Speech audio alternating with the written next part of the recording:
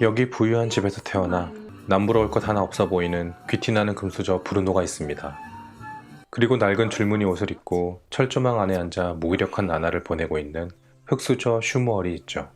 달라도 너무나 다른 두 소년이 어떤 계기로 친구가 되어 이렇게 철조망을 사이에 두고 놀고 있는 걸까요?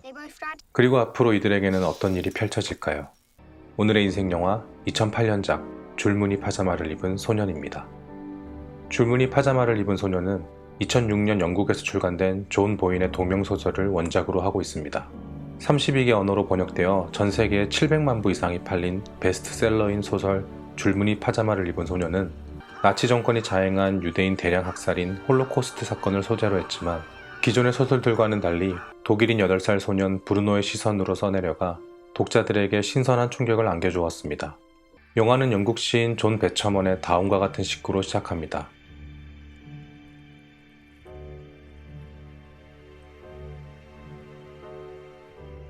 이 문구는 원작 소설에는 없던 문구인데 마크 허먼 감독이 의도적으로 넣었다고 합니다. 관객들에게는 영화에 등장하는 소년들이 세상을 어떻게 바라보고 이해하는지 설명해주는 역할을 하고, 또 한편으로는 이 영화가 어른뿐만 아니라 아이들이 보아도 괜찮은 영화라는 걸 말해주는 의미도 가지고 있다고 하네요. 저는 처음 이 영화를 봤을 때 결말에 조금 충격을 받아서 아이들은 보면 안 될 것 같다고 생각했는데, 찾아보니 미국 개봉 당시의 등급이 PG-13, 즉 부모를 동반한 13세 관람가였고 국내에서도 12세 관람가로 개봉했다고 합니다. 그러고 보면 이 영화에는 잔인하거나 폭력적인 장면이 직접적으로 등장하지 않습니다.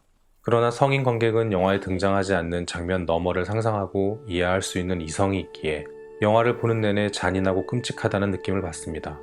하지만 존 배처먼의 시처럼 아이들이 이성보다는 직접적인 시각과 청각으로만 영화의 내용을 받아들인다면 이 영화를 보고도 성인만큼의 충격은 받지 않을 수도 있겠다는 생각이 들었습니다. 그렇기에 홀로코스트에 대해 자녀에게 가르칠 기회가 생긴 부모님이 계시다면 이 영화를 함께 보시는 것도 어떨까 조심스레 생각해봅니다. 나치 깃발이 펄럭이는 독일 베를린의 한 광장을 천진난만한 아이들이 비행기 흉내를 내며 뛰어가고 있습니다. 이 중 가장 앞서 달리고 있는 이 소년이 바로 영화의 첫 번째 주인공 8살 브루노입니다. 학교에서 돌아온 브루노의 집은 무슨 파티 준비로 분주한 것 같네요. 어리둥절한 브루노에게 부모님은 갑작스런 이사 계획까지 통보합니다. 친구들과 헤어져 시골로 이사가는 게 못마땅한 브루노를 부모님이 다정스러운 말로 다독여주지만 썩 내켜하는 표정이 아니네요. 그날 밤 브루노의 집에서 열린 파티는 바로 아버지 랄프의 승진을 축하하는 자리였습니다. 브루노의 아버지는 다름 아닌 나치 친위대의 상급 장교였던 것입니다. 그런 아버지를 자랑스럽게 바라보는 브루노의 누나 그레텔과 어머니 엘사, 그리고 할아버지. 그런데 할머니는 왠지 아버지의 승진이 못마땅하신 듯 한소리 하시네요.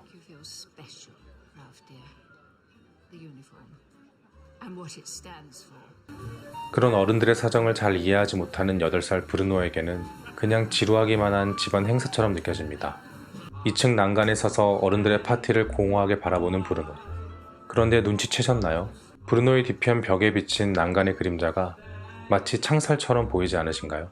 감독은 영화 전반에 이러한 줄무늬와 창살의 이미지를 반복해서 사용하고 있습니다. 특히 브루노는 이런 창살의 이미지와 유독 자주 함께 보여지는데요. 시골로 이사가는 기차 안에서 랄프의 품에 잠든 브루노가 입고 있는 잠옷에는 줄무늬가 있으며, 새로운 집에 도착한 브루노는 2층으로 가는 계단에 거대한 줄무늬 난간 뒤에 무기력하게 웅크리고 앉아있죠. 브루노가 마치 죄수복을 입고 철장 안에 감금되어 있는 듯한 이러한 이미지에 담긴 감독의 의도를 영화를 보신 분들이라면 이미 알고 계실 겁니다. 영화를 보지 못한 분들이라면 영상을 끝까지 시청해 주시면 그 의미를 아실 수 있습니다. 자신의 방에서 이삿짐을 대신 정리해주는 가정부 마리아의 뒤에서 따분해하던 브루노는 창문 너머 풍경을 구경하기 시작합니다. 그리고는 숲속 멀리 조그맣게 보이는 농장에 또래 아이들이 있음을 발견하게 되죠. 베를린의 친구들과 헤어져 의기소침해져 있던 브루노는 곧바로 어머니에게 농장의 아이들과 놀아도 되는지 허락을 구하게 됩니다. 하지만 대낮임에도 농장 사람들이 하나같이 줄무늬 잠옷을 입고 있는 것이 이상하다는 브루노의 말에 어머니 엘사는 그곳이 농장이 아님을 직감합니다. 그렇습니다. 브루노의 아버지는 다름 아닌 아우슈비츠 강제 수용소의 사령관으로 부임하여 이사를 온 것이었습니다. 어머니 또한 이러한 사실을 어렴풋이 알고 있었지만 아이 방에서 수용소가 보인다는 사실에 언짢아 하며 남편과 작은 말다툼을 하죠. 그리고 부모는 브루노에게 진실을 말해주지 않고 농장의 아이들과는 놀지 말라는 거짓말로 얼버무리고 맙니다. 게다가 브루노 방의 창문을 나무 판자로 막아버리기까지 하네요. 하지만 혼자 놀기에 지친 브루노는 호기심을 참지 못하고 뒷뜰로 몰래 들어가다 어머니에게 들키고 맙니다.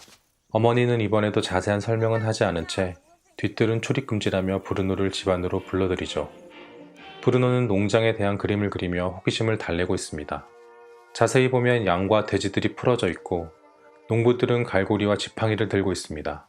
사실 그곳은 농장이 아닌 수용소였기에 동물은 한 마리도 없고 수용자들도 강제 노동을 하고 있을 뿐이었지만 브루노는 본인이 바라본 시각에 따라 그림을 그렸죠. 그리고 옆에서 뜨개질을 하고 있던 어머니는 갑자기 라디오에 주파수를 돌립니다. 주파수를 돌리기 전에 흘러나오던 노래는 사실 나치의 군가였던 것입니다. 브루노가 전쟁의 환경에 노출되는 것을 최대한 막으려는 부모의 배려로 보이기도 하지만 불편한 진실로부터 청각을 차단시키려는 노력이죠. 앞서 브루노의 창문을 나무 판자로 막아 시각을 차단했던 것과 같은 맥락의 행동입니다. 그러나 이러한 행동이 오히려 브루노의 호기심을 더 자극한다는 사실을 어머니는 아직 알아차리지 못하고 있습니다. 이렇게 브루노가 새로운 집에 적응하지 못하고 지뢰하고 있는 와중에 누나 그레텔은 아버지의 부하인 코틀러 중이의 주변을 맴돌며 즐거운 시간을 보내고 있는 것 같네요.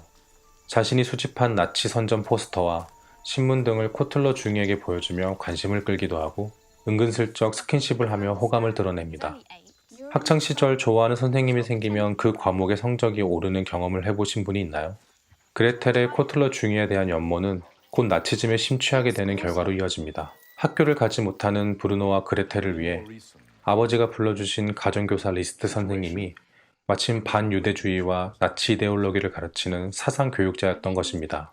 그레텔은 점점 나치 사상에 물들게 되고 급기야 나치 찬양 포스터로 방을 도배하기에 이릅니다. 새집에 이사 올 때만 해도 인형을 꼭 끌어안고 있던 귀여웠던 12살 소녀가 이제는 히틀러 소녀단의 이미지와 똑같이 머리를 따기에 이릅니다. 누나 그레텔마저 나치즘에 빠져버려 놀아줄 상대가 하나도 없어진 브루노는 더 이상 참지 못하고 어머니가 안 보는 틈을 타 몰래 뒷뜰로 향합니다. 오랜만에 해방감을 느끼며 숲속을 마구 휘젓고 다니는 브루노. 그러다 마침내 농장, 아니 수용소의 철조망 담까지 다다르게 됩니다. 그리고 그곳 담장 너머로 줄무늬 잠옷을 입은 자신 또래의 소년을 발견하게 되죠. 이 소년이 바로 영화의 두 번째 주인공 슈무얼입니다. 브루노와 슈무얼은 서로의 이름을 낯설어합니다. 우리가 흔히 사무엘이라고 알고 있는 슈무얼은 구약 성경에 나오는 유대인 예언가의 이름입니다. 그렇기에 독일인 친구만 있었던 브루노에게 슈무얼은 처음 들어보는 이름이었을 것이며 유대인인 슈무얼 또한 마찬가지였겠죠. 통성명을 한 슈무얼은 다짜고짜 브루노에게 먹을 게 있냐고 물어봅니다. 하지만 브루노에게 먹을 게 없는 걸 알게 된 슈무얼은 금세 실망한 표정을 짓습니다. 여기엔 한 가지 재미난 비하인드 스토리가 있습니다. 브루노와 슈무얼 역에 각각 캐스팅된 에이사 버터필드와 잭 스켈론의 첫 촬영이 시작되었을 때 감독은 한 가지 큰 문제점을 발견합니다. 그것은 바로 부유하고 건강한 브루노를 연기해야 할 에이사는 촬영 내내 무기력하고 피곤해했으며 굶주리고 무기력한 슈무얼을 연기해야 할 잭은 오히려 활기가 넘쳤던 것입니다. 그래서 제작진은 에이사에게는 합법적인 선에서 계속해서 달콤한 사탕이나 초콜릿 등을 먹였으며 반대로 잭에게는 단 것을 주지 않고 굶기는 특단의 조치를 취했죠. 어쩌면 이 실망하는 슈무얼의 눈빛은 연기가 아니었을지도 모르겠네요. 슈무얼의 나이가 자신과 동갑인 8살이라는 사실을 알게 된 브루노의 얼굴엔 생기가 돋습니다. 하지만 반가움도 잠시 곧 멀리서 호루라기 소리가 들리자 슈무얼은 황급히 외발 수레를 끌고 막사 쪽으로 발길을 재촉합니다. 다음을 기약하는 브루노와 슈무얼. 집으로 돌아온 브루노는 슈무얼과 놀 수 있다는 생각에 신이나 장난감 벽장을 뒤지기 시작합니다. 하지만 축구공이 보이지 않자 부엌에 계신 어머니께 여쭤보다 배고파하던 슈무얼이 떠올라 초콜릿 하나를 몰래 챙기기까지 합니다. 어머니의 조언에 따라 지하실로 향하는 브루노. 그리고 그곳에서 끔찍한 광경을 목격합니다. 바로 누나 그레텔의 인형들이 옷이 모두 벗겨진 채로 한쪽 구석에 마구잡이로 쌓여있는 모습을 발견하고는 기겁을 하며 뛰쳐나옵니다. 앞서 나치즘에 빠진 그레텔이 더 이상 가지고 놀지 않는 인형을 지하실에 버린 것이었죠. 하지만 이 광경은 영화의 마지막 결말을 암시하는 복선이기도 합니다. 지하실은 거실에서 방문 하나를 지나면 갈 수 있는 아주 가까운 곳이지만 쓸모없어진 물건을 대중 없이 방치해두고는 마치 없는 것처럼 무시할 수 있는 공간이기도 합니다. 브루노의 집에서 그리 멀지 않은 유대인 수용소에서는 무언가 끔찍한 일이 벌어지고 있을지도 모르지만 브루노의 가족은 그러한 진실은 외면한 채 아주 고상하게 지내고 있는 모습과도 닮아 있습니다. 브루노는 어렵게 찾아낸 축구공을 가지고 슈무얼과 놀고 싶어 하지만 무슨 일인지 슈무얼은 깜짝 놀라며 위험하니 여기선 공놀이를 할 수 없다고 합니다. 강제 수용소를 여전히 농장으로 믿고 있는 브루노는 의아한 표정으로 안절부절 못해야 하는 슈무얼에게 이것저것 질문하기 시작합니다. 하지만 슈무얼 또한 수용소에서 일어나는 일에 대해서는 정확히 알고 있지 못하는 모습을 보여줍니다. 계속해서 철조망을 사이에 두고 놀려니 답답했던 브루노는 언제 자신의 집에 놀러오라는 황당한 제안을 합니다. 그제서야 슈무얼이 이 철조망 안에 갇혀 있다는 사실을 안 브루노는 갇히게 된 이유를 묻게 되고 슈무얼이 유대인이라는 사실을 알게 됩니다. 일찍이 가정교사 리스트 선생님에게 배우길 유대인은 자신의 조국인 독일을 몰락하게 만든 장본인이자 아주 잔인하고 파괴를 일삼는 존재라는 걸 떠올린 브루노는 순간 얼어붙습니다. 그리고는 급한 일이 있는 것 마냥 황급히 자리를 뜹니다.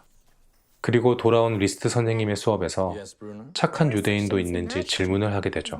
하지만 돌아온 선생님의 답변은 단호했습니다.